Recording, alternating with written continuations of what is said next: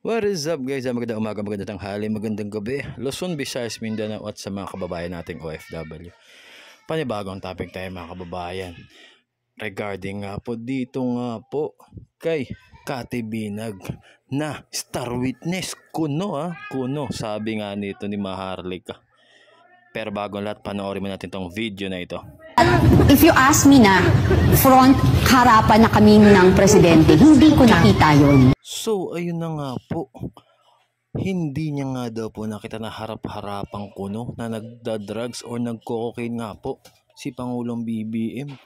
Ano yung Maharlika? Ano yung klaseng star witness na pinagsasabi mo? Hindi uubra sa husgado yan o sa korte.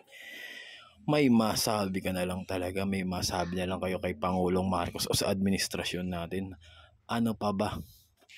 Ano pa ba ang i-issue nyo? Bigas na naman, babalik na naman.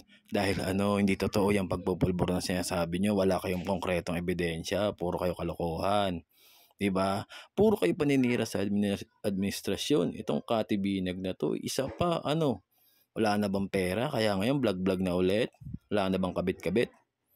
Diba?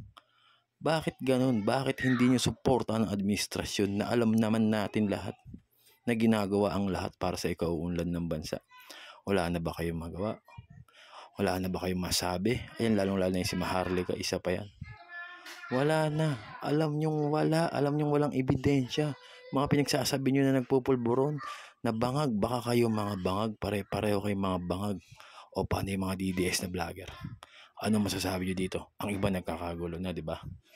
Naku po, Kati Binag. Wag na.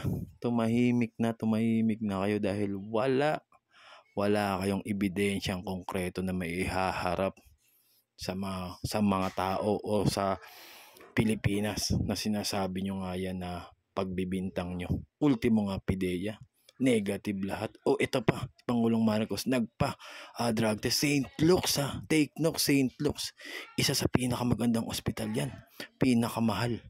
O ilang araw lumabas yung resulta? Negative, 3 araw negative ang lumabas.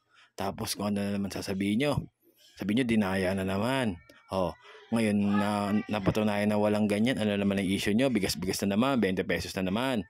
Diyos ko, magbago na kayo, mga inday. So yun lang mga kababayan. Maraming salamat sa inyong lahat. God bless us all. Thank you.